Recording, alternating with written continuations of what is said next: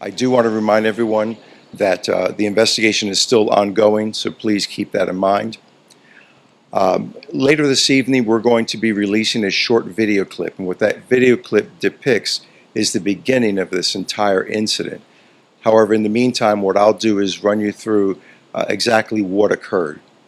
Yesterday at about 6:30 p.m., officers were dispatched to the 1300 block of Capitol View Terrace for a home invasion. Moments later, the first officer arrived on the scene. When the officer arrived on the scene, he observed a vehicle parked on the right-hand side of the road and two individuals walking toward it. At that point, the officer exited his vehicle and engaged those individuals in conversation. Immediately upon engaging in conversation, those two individuals opened fire at our police officer. Our police officer managed to duck down behind the door. Unfortunately, he was shot 3 times, once in the lower right leg, another in the chest, and another in the right arm. The individuals then entered the vehicle and fled while our officer got back into his vehicle to notify dispatch that he had been shot and to request additional backup. As the vehicle continued down the road, backup immediately appeared. Officers got out of the vehicle and started running towards the officer to render aid. As they ran towards the officer to render aid, the vehicle in question started driving back in their direction. As the vehicle started back in the officer's direction, there was gunfire that erupted from the vehicle, and our officers returned fire. Shortly after that exchange, the vehicle crashed into a tree not too far away, and then our officers ran to that vehicle and managed to place the occupants under arrest. After having those two individuals secured, the officers then turned their attention toward rendering aid to their fellow officers that had been injured in the gunfire. And I do want to add that the two individuals that were arrested, that were in the vehicle, had sustained charges associated with the accident. When the officers returned to our officers that had been injured, they proceeded to apply tourniquets and stop bleeding and try to stabilize the officers. And I will say that I had an opportunity to watch the video earlier, and the first officer that was shot responded incredibly well under the pressure. Knowing that he'd been shot 3 times, he immediately started to perform self-care, called his father, who is a 35-year veteran of the police department, to advise him of what happened, and then started directing officers that came to his assistance as to what he needed done. After our officers were stabilized, they were transported to a local area hospital where they received excellent treatment, and I want to thank the fire department for that transportation. Fortunately, last night one officer was released. Earlier this morning, the second officer was released, and I was told this afternoon that the third officer went through surgery, and that was very successful. Before I turn it over to Major Riley, I do want to thank the Prince George's County community, the residents, faith-based leaders, business leaders. We have received, and the County Council, we have received so much support from the community members, everyone just wanting to know how our officers are doing, wanting to wish them well, wanting to know what the department needed, what the officers needed. And I think it was important to express that because our officers were out there. They were defending someone who called for police service. In fact, last night when I spoke to one of the officers, he had said that he just wanted to help that person because he knew that that call was serious. So that's what our officers do. They serve the community. They do so knowing that they're putting their lives on the line. And in fact, 3 officers last night did just that. At this point, what I'd like to do is turn it over to Major Riley, and he will go into information about the arrested and the associated charges. Thank you. Thank you. To follow up on Chief Velez, The two men that were taken into custody at the shooting scene and subsequent accident scene have both been charged with the assaults on our police officers from yesterday afternoon.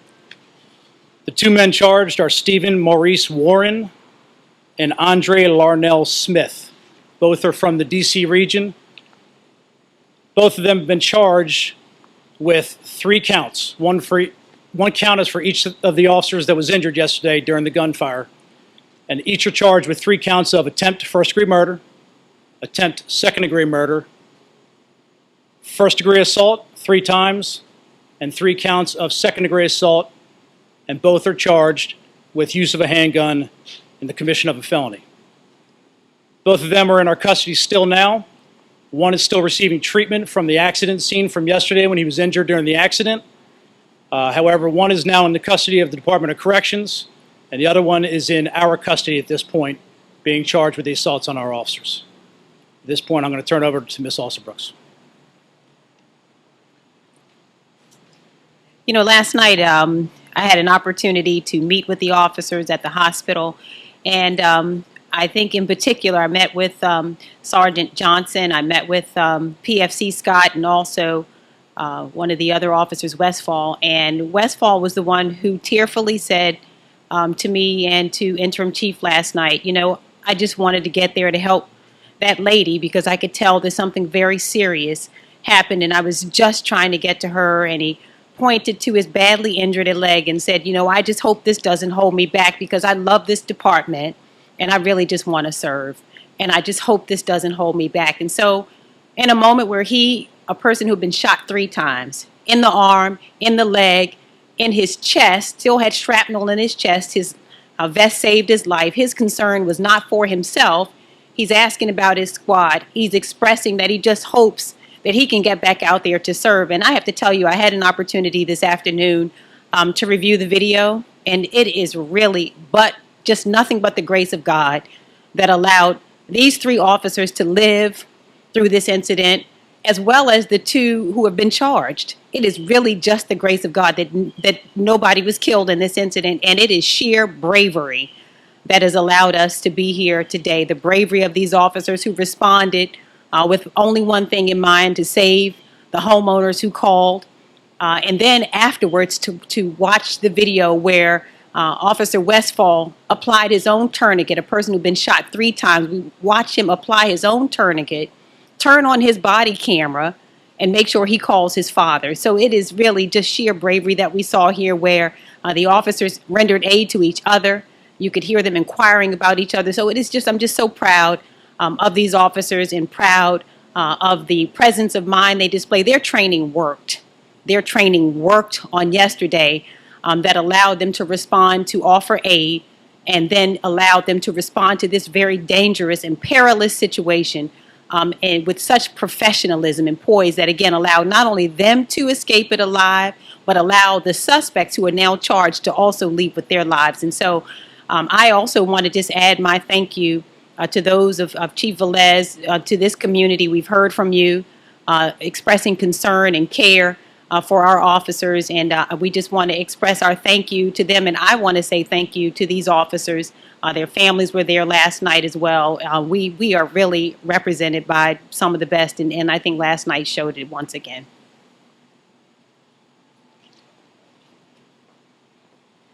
Thank you, County Executive. Again, we will be releasing a blog and the video that has been mentioned. We will do that later on this evening. We want to give the family time to read the blog and see the video respectfully before releasing it to the public. Now, if you have any questions. Is there any indication, if you could expand a little bit more on the original incident that happened, the home invasion, what that was about, was it targeted, or did any reason to believe this could have been a setup for the officers arriving on the scene? To alleviate some of the questions about the setup, we don't believe our officers were set up. We believe there was a real crime that was taking place at that address. And the way we got that call for service was through our communications for an open 911 line. Our officers responded out there, saw the 2 suspects leaving the front yard of the house that we knew was the 911 caller. And when he engaged that person, immediately was fired upon. So to go into that crime that took place to 2 other victims of this, I'm not going to get into. However, We believe they went to that house on purpose, and there was a crime that took place there that brought the police there. So I'm not going to get into specifics about some of the evidence like that, but I will say that there were 2 more victims in this, along with our officers that were assaulted yesterday. So these 2 suspects that were arrested are the same suspects in the home invasion from the original home? That's correct. Major, is there any idea why they targeted that house? I have been told that there was something about a ghost gun operation in that community that you guys may have interrupted recently. No, I can nip that in the bud. That was some information we received early on. We do not believe that has anything at all to do with this crime from yesterday. Were there any other individuals involved in this crime, or just the 2 you have? Just the 2 we have in custody are the 2 we believe were specifically involved in yesterday's residential robbery, home invasion, and the assault by gunfire on our police officers. As far as that vehicle, was it stolen or taxed? That vehicle was not stolen. We are aware who the owner is, and we know the history of the vehicle. Can you talk about the weapons that suspects used? One of them here from the bullet holes we've seen in houses. Sure. I can talk about the weapons with some of the ballistic evidence we found on the scene. But we did have a handgun that was recovered outside of where the vehicle crashed. And then, according to the ballistic evidence we have on the scene, we believe that the other weapon was possibly an AK-47 type weapon. And to clarify, one of the suspects is in custody, one is still in the hospital receiving treatment? One is still in a local hospital receiving treatment from the injuries he sustained during the accident, not during the exchange of gunfire. He was injured during the accident. He is in the hospital receiving treatment. He is in our custody. He's never left our custody since yesterday when they were taken out of the vehicle. The other person has been charged as a full custody arrest at the Department of Corrections. So neither of the suspects were shot? At this point, all the evidence we have, we do not believe either of them were shot. Did your officers discharge their weapons? Yes, they did. Is it fair to describe this as a shootout or exchange of gunfire, and were any of the officers who were shot themselves able to, shoot back? Easily I can say to you, it's out in the open, this was an exchange of gunfire, absolutely. Our officers were fired upon by these 2 suspects, at which point they returned gunfire. And our officers were struck by the gunfire that was set upon them by the suspects. Were the injured officers, were they the ones who returned fire, or was it other people? Yes, we had 4 total officers discharge their firearms. 3 of them were injured in this incident from yesterday. And they were injured by the gunfire of the suspects. Is it apparent the suspects and the 2 victims in the house were acquainted in some way? Can you provide any? I'm sorry. The suspects and the victims at the house, they know each other, acquainted in any way? Can you describe that at all? I am going to avoid trying to get into that separate crime that we have with 2 victims. I'm going to leave that alone. And you do have to remember, we are about 22 hours into this, so we are still following up on some leads that we're looking into. Anything else? Officers shot with the handgun or the AK? I'm sorry. Officers, were they shot with the handgun? That's part of our investigation. It's tough to tell at this point, but we're processing through the evidence. Do you have any shots were fired by the suspects? We are still processing the crime scene in general, so I wouldn't want to give you a number and it be incorrect. Can we get a first name? Can you spell it for us too? My first name? Brian, B-R-I-A-N, last of Riley, R-E-I-L-L-Y, and I'm a major and I'm the commander of the Criminal Investigation Division. Thank you. You guys got released the names of the officers we just heard in the last.